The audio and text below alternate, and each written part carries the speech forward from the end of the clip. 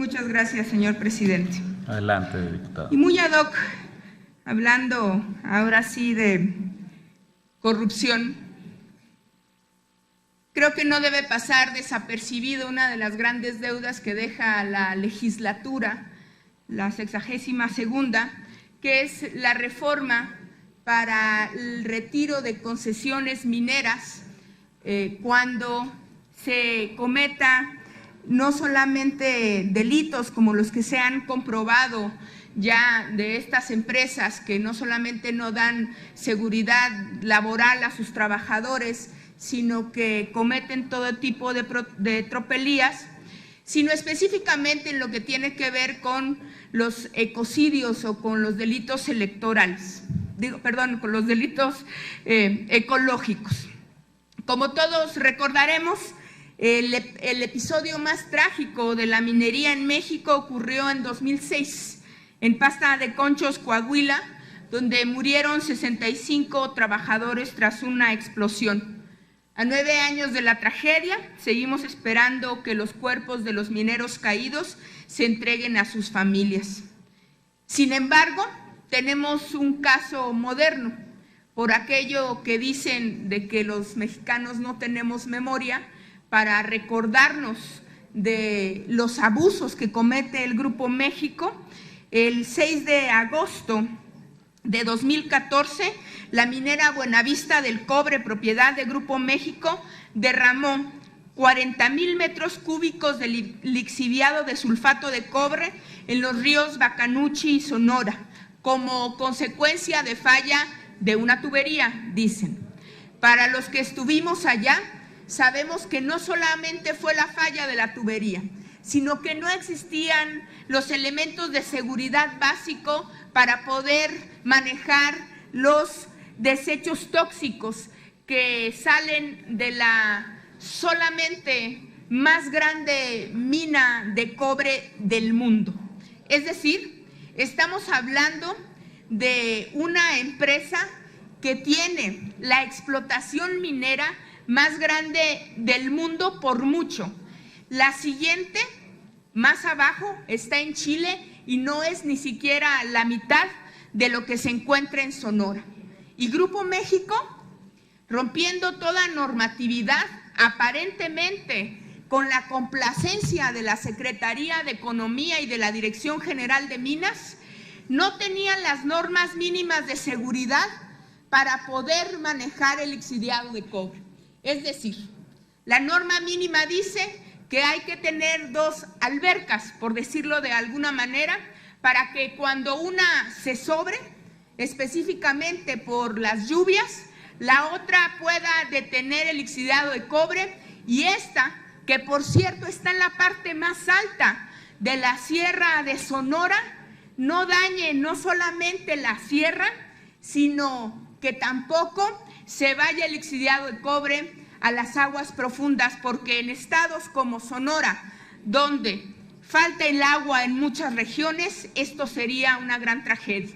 Eso es lo que realmente sucedió el 6 de agosto. Y mucho se ha hablado.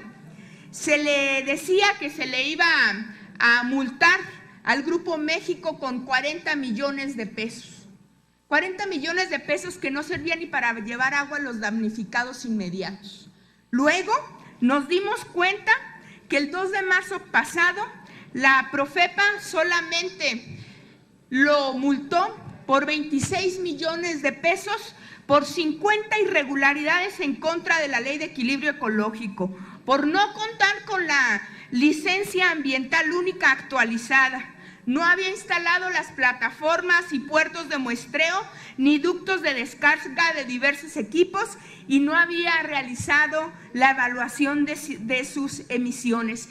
23.565.938 a quien maneja la licencia de explotación de cobre más grande del mundo. Esto no es como quitarle un pelo al gato.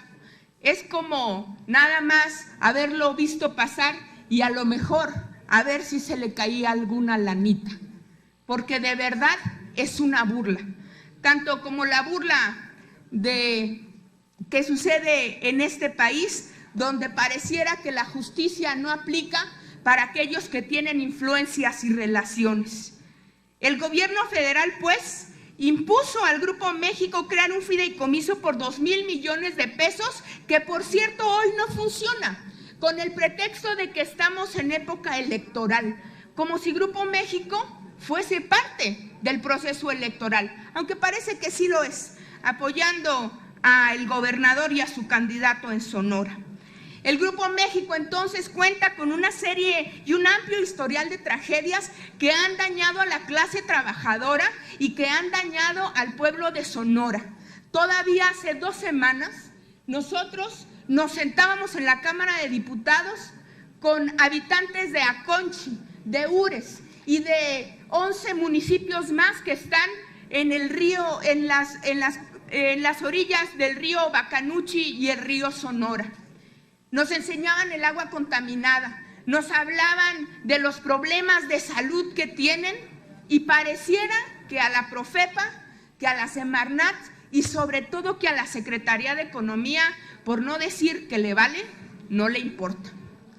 Esta iniciativa, lo que estamos presentando es para que no exista una excepción más en este caso.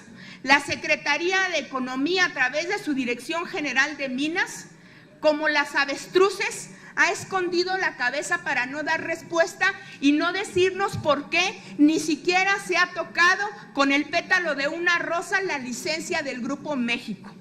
No sabemos siquiera cuál es el resultado de las inspecciones. Yo los he solicitado por transparencia como diputada, como miembro de la comisión, y nadie nos ha dado respuesta.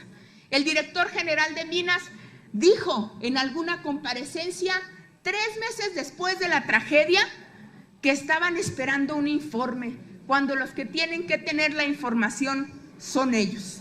Es por eso que estamos pidiendo una modificación a la ley minera para que se sancione con el retiro de la concesión a aquellos que por daños al ambiente generen un desequilibrio ecológico o una contingencia ambiental ocasionada por sus representantes, administradores, gerentes, directores, empleados y quienes ejerzan dominio funcional de sus operaciones cuando sean omisos o actúen bajo el amparo o beneficio de la persona moral. Para que no haya equivocación, no haya prestanombres y no haya el pretexto que les brinda siempre las sociedades mercantiles, aquellos que quieren ampararse a través de la omisión de la ley. Esta iniciativa, una gran deuda que queda en la Cámara de Diputados y una gran deuda que queda con el pueblo de Sonora, pero sobre todo, y desde aquí hago un llamado al titular del Ejecutivo Federal, a que si estamos hablando en serio en materia de anticorrupción, Grupo México necesita ser sancionado. Muchas gracias. Cámara de Diputados, 62ª Legislatura.